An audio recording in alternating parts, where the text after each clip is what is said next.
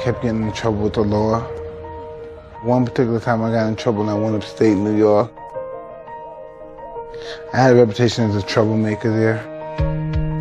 I had to be locked down most of the time. You couldn't go outside with the rest of the kids. Weekends, I would see guys go on the other side. And I would say, what's going on? Because I would see guys coming back, swollen eyes, busted nose, busted lips. The most interesting thing about it is that they were happy. When they would come back, they're all beat up, but they're happy. And I'm saying, what's going on over there? And they said, Mr. Stewart is boxing with the inmates. Mr. Stewart is probably 160 pounds, white Irish guy. I never fought before with gloves on my life, but I used to know I could beat Mr. Stewart's white ass. I used to know I could beat him. I'm just flaring away, and he had hit me in my stomach, and I had went down, and I started throwing up everything I ate for 2 days. I was just, wow. So I asked him to start teaching me. He wouldn't teach me unless I started behaving around the facilities, and once I made my honor roll, I started doing well in school, he started teaching me how to box. Bobby Stewart immediately saw the potential of Mike, and Bobby said, if you're serious about this, I'll take you to see this old guy in Catskill. As soon as Customato saw me spar, he just planned my life out for me. First day he met me. Cuss was a kind of gruff guy, didn't display any emotion. At the end of that session, Cuss turned to Bobby and said, this guy's going to be the future heavyweight champ of the world.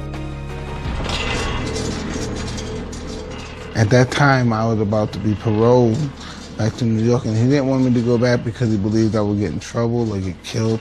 He asked me would I be interested in staying with him, and I said, why? Sure, I didn't want to go back to the disgusting, wretched tenements that we lived in.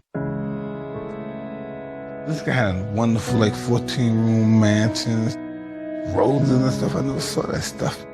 For the beginning of that period, Mike was still living in two worlds. While he was in Brownsville, fall in with his old friends, and they'd go out and start jostling Mike's first street mentor, this guy Barkeem.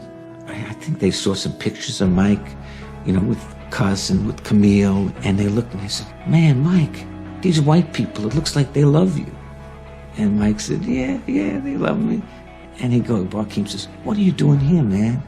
If I had white people that loved me, I wouldn't stick around here. And everybody in the neighborhood is telling Mike, go, get out of here. At least 30% of all the families in Brownsville at that time had no father figures. I think when we look at boxing, we see a number of men who grew up without a father in the home.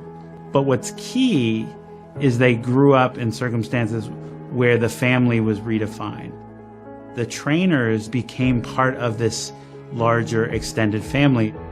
Cuss would tell Mike that he was a colossus, he was a titan, and he's telling him this and building up his ego to a person who has absolutely no self-esteem.